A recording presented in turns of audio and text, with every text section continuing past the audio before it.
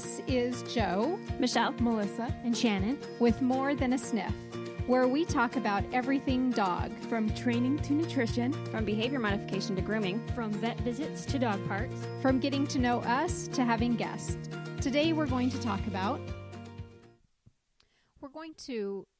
interrupt this week from our regular podcasting of our pillars of dog training.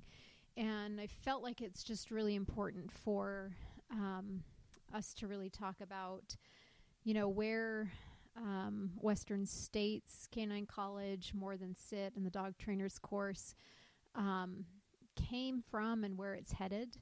And I'm sitting here with my business partner and husband and best friend, Chris Dickinson. And just wanted to talk about why we don't have the other trainers here today. Really just putting out a big thank you to them as well, and talk a little bit about their accomplishments and their journey in this 2018 year as we bring it to a close and open up 2019. As we end 2018 with Western States Canine College, we have, between Michelle and Melissa and myself, our total number of dogs is a little over 1,200 dogs for the year that we've trained, and we should feel pretty good about what we accomplished and the amount of dogs that we actually put our hands on, or clients that we went into their homes, or with dogs that we've had through our homes, and that's pretty significant. And we've made some changes along the way, and plan to move forward in a little bit different direction with Western States Canine College, in more of a adventure type training, not that our behavior modification obedience training is going away. But we have found that over this last year that people are really craving that, getting out and doing something with their dog and wanting their dog to be well behaved. Chris, where have you seen Western States in 2018 with the trainers? Well, I think there's a ton, just from my perspective, not that I'm out there every day with you guys, but I think there's a ton to be proud of for you guys, each and every one of you. One thing that you said in particular about, having the dogs in your home and being with the clients. I don't think you need to achieve big, massive goals, because I think each individual goal, whether that be laying down a foundation for, each client and seeing the progress of their dogs, is an accomplishment in itself. But most importantly, for each trainer, I think that you need to be fulfilled. And that's where the rubber meets the road, for me anyways, in my business. Yeah, I think, from a training standpoint, it definitely has its ups and downs, and you definitely feel like there's not as much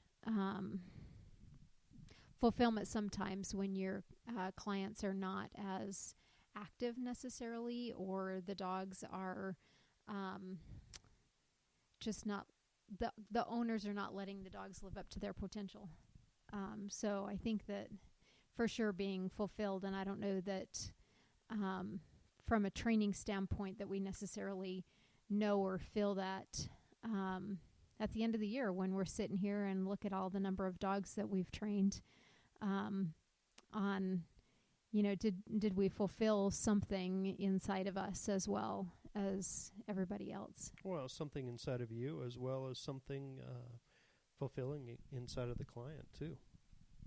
Yeah, I mean, for sure, and that's I think more of an important piece to that the client is fulfilled and not, I don't know, they're not failing either. And so I think that's where it comes as somewhat feeling as you go away, or send the dog home, that it's a little bit of a we don't get to live in it or see it every day, and so it sometimes can be a little bit daunting in a way that you're gosh, did I do everything that I could? Or, are they happy with what we did? Is the dog still doing okay? Well, I think one of the things that that you can be, most happy about is setting an example, and not even, I suppose that's not the right word, but leading by example, where you're constantly telling clients that you have to commit to your training. The training is only going to be as good as the amount of time that you put into it.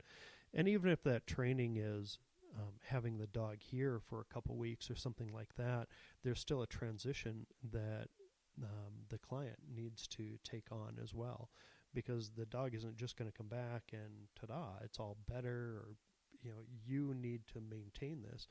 And for you guys, seeing all of you go out on a weekly basis and do something you've never done before by going out and starting the stock dog trials and then competing in those, I think that's leading by example.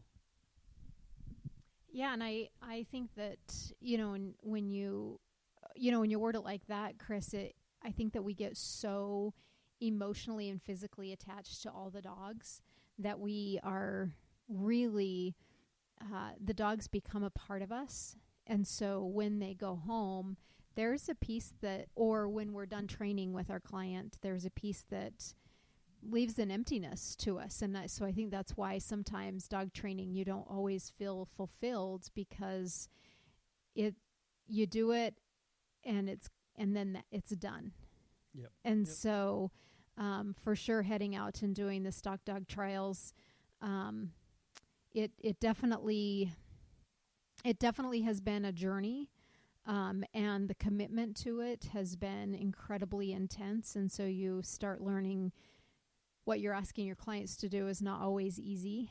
Well, that's just why I was going to ask you that. And is there anything, by taking on a new role, is there anything that you can take back to the clients? I think just having more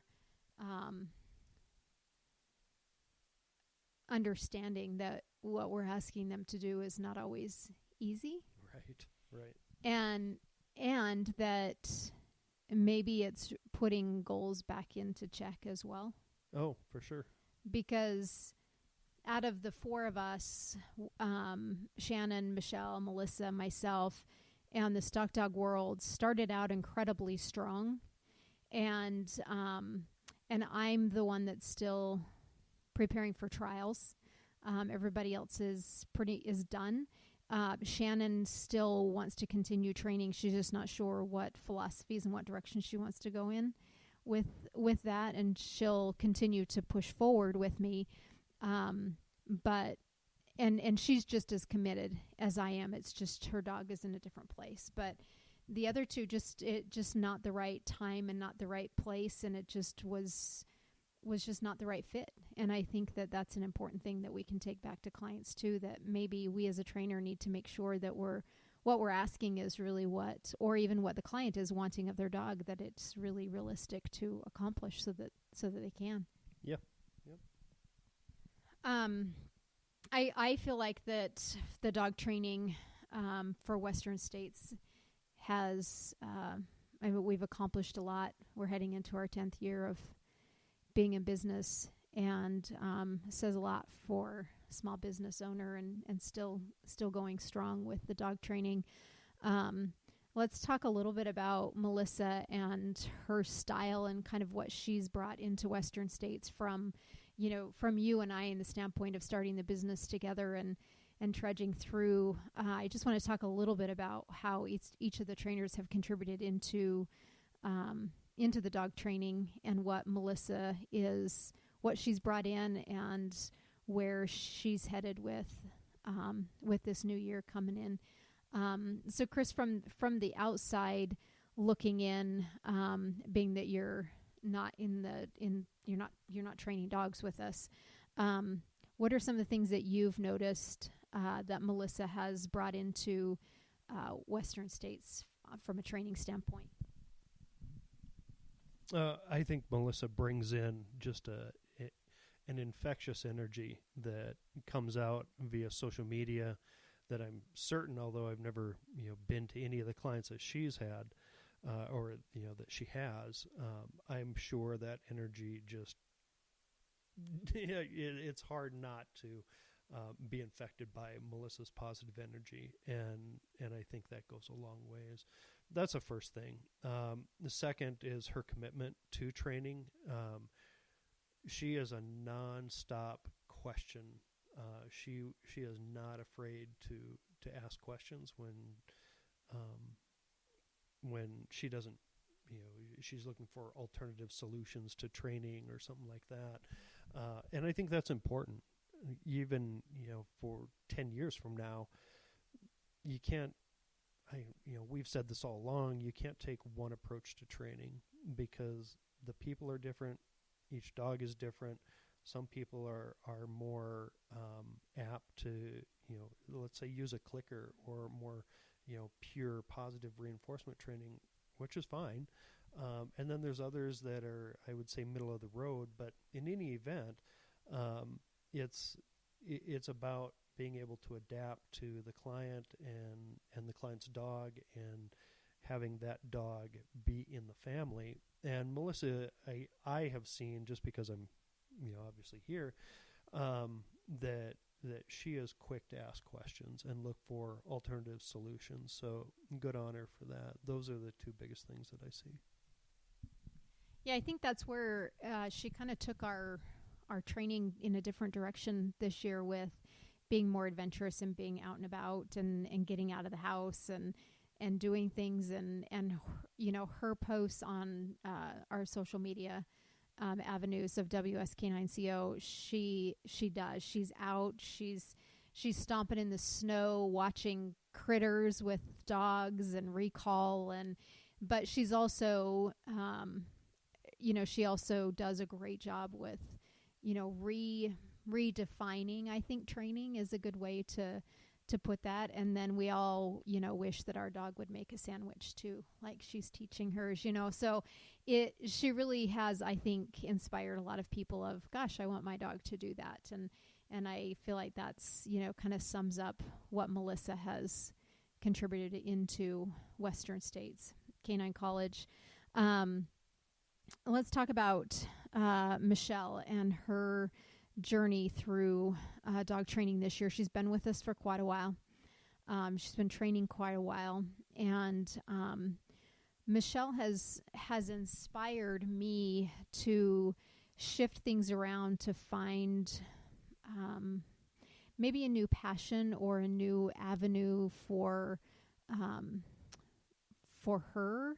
And she's got a lot of life-changing things coming up. All three of her dogs are getting older.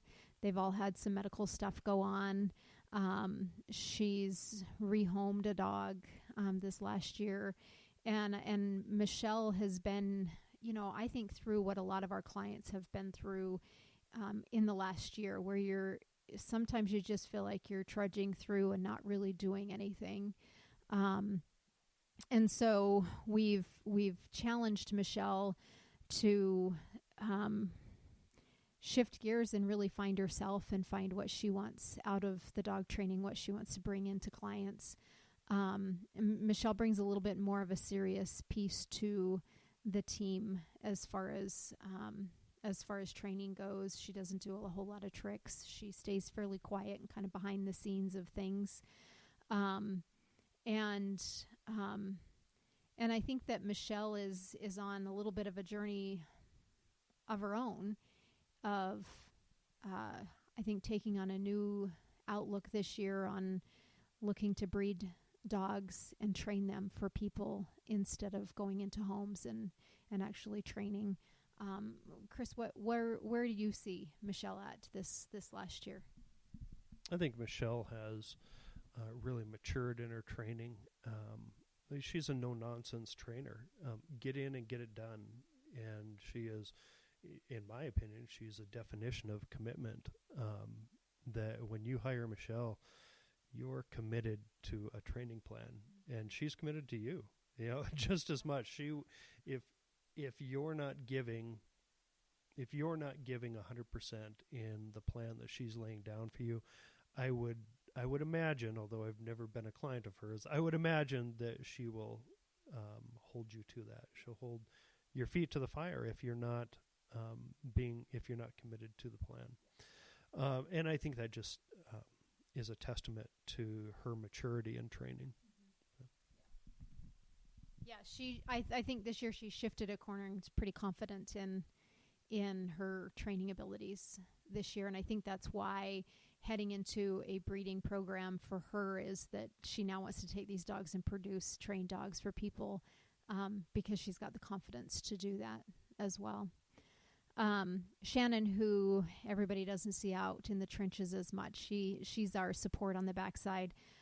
Shannon helps when anybody calls to, hey, can you go get this dog out? Can you pick a dog up? Can you meet so-and-so at the house?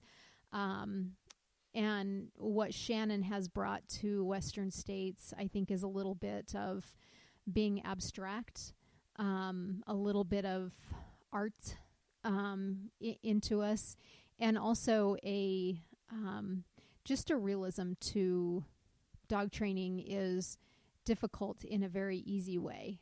And what she has to contribute to the team is really, I think she's kind of the stitching of all of us that keeps things going and moving forward. But Shannon has also worked relentlessly on and dealing with me on the online, on our online dog training platform of morethansit.com. And we've really hashed through this program to get it where we're launching some fun new things for 2019 with it. So she really has, you ask Shannon and it happens. And that's really what Shannon has contributed to 2018 is you ask Shannon and she gets it done. Yeah, I think what defines Shannon is curiosity. And it's not so much that she's no nonsense, but Shannon, you said it best. It's an alternative approach, and I think there's a curiosity behind it as well. And I love seeing that in her, and especially watching her compete in the stock dog stuff. As I was standing up there recording her, it's like, wow, that is really good. She did super. The relationship that she has with her dogs is so real. And not that it isn't with anybody else, but the black and white, that's what comes to mind with Shannon and her crew is it's just really black and white with them. So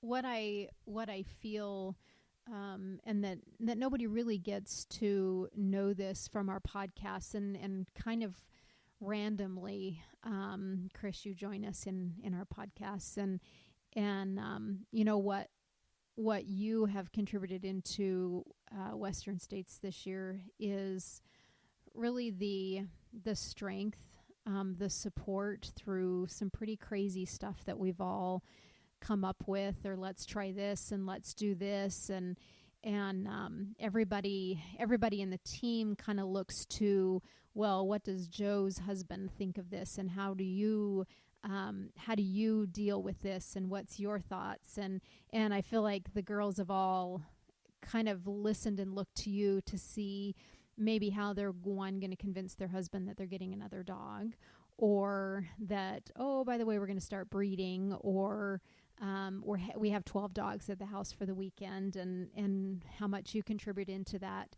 But also just being the anchor here at home to getting the dogs out and making sure everybody's got their potty breaks done, and so that everybody can, for me, that, I can get out and get my other clients seen while you're kind of holding the house down at times. And that's stuff that people don't see from a business partner or, a spouse on the backside of living with a dog trainer. And it's not always easy. It's not always, it's not fun for the most part, because it's very disruptive to routines that we try and have as just a normal family. So as much as you probably don't realize that you contribute, you're the guy in the corner that everybody looks to know how things are going to be paced, maybe at their own house, but also how things are run here. I don't know, you have anything to say? No, not really. Not much to add to that. I think you just live it. It's not a job. Yeah, it's a lifestyle. Being self-employed is, regardless of what you're doing, it's nonstop. It's not a 9-to-5 job, and it just turns out that our self-employment includes dogs and cameras.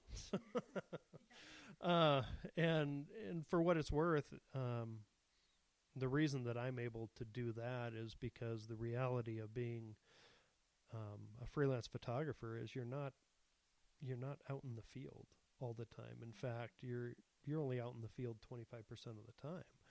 You're in studio most of the time, and so that lends itself, because of how we're set up, that lends itself pretty nicely to, allow you to go out and get your private training, your private clients done. And if we have some dogs here, then I can take care of those and maintain them while they're here. So,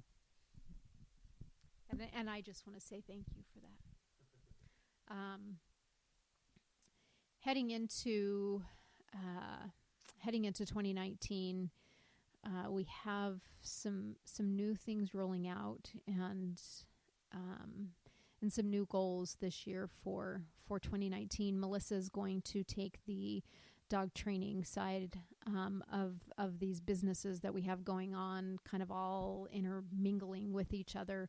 It's become her baby, and her it's her goals this year to kind of take it under and do all the marketing and push and promote and continue training and taking on as much as she can take on.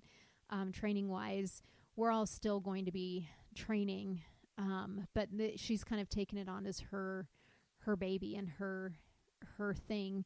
So I'm excited to see what she does with it this year, with maybe just a different spin, like we talked about with Melissa, but also how she wants to grow it, and how we're just going to kind of take her lead on that this year. We've kind of divided some responsibilities up with it. So that's one goal that we've set, is we're all going to kind of take some different roles a little bit with it.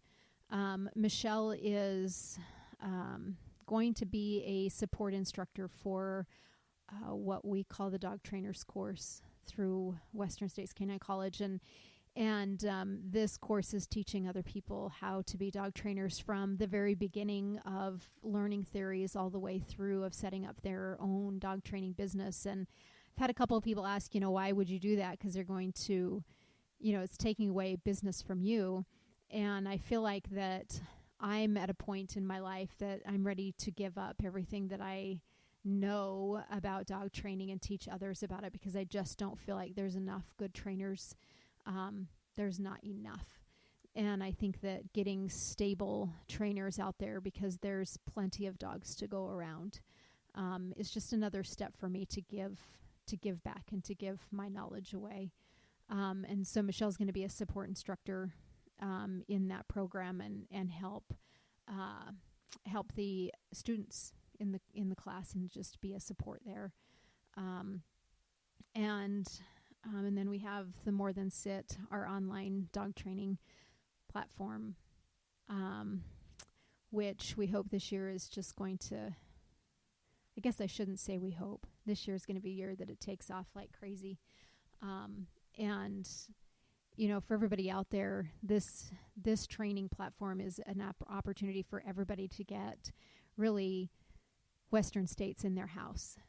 No matter what time they need the help, you log on, you watch it. So whether we're instructing in their homes, or if they just want to do it on their own, you literally have an online private dog training. If you need a video, if you need help, we're going to answer it for you. We're going to do a video for you. But there is a whole series of videos in there to learn how to train your dog, so you can do it in the privacy of your own home and not having to hire a trainer to come into your home, because it can get pricey if you need to. And there are some behavior modification videos in there as well. So that's one of our big goals this year, is to get people hooked on our online dog training platform and be a part of the Western States Canine College family virtually. And then the last biggest goal that I have with the dog training business is by November of 2019 to have my book ready to publish and have my dog training book done. Just another way to get into homes and to help people truly understand how to have a natural relationship with their dog instead of a mechanical one, or living with dogs with behavioral problems, or just ill-behaved dogs that you just don't have to, that there's help. And I just want to help as many people as I can in their dog ownership journey. And so that's the final goal, is of having the book rolled out by November.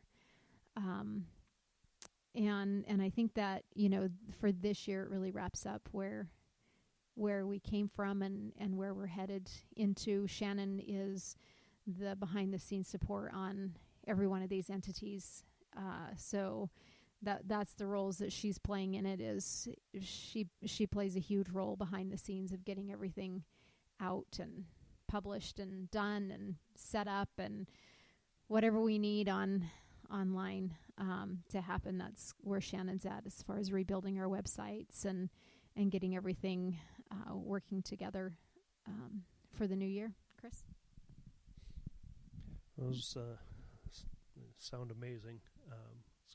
2019 is gonna be a great year. Great year of growth is what I anticipate. So.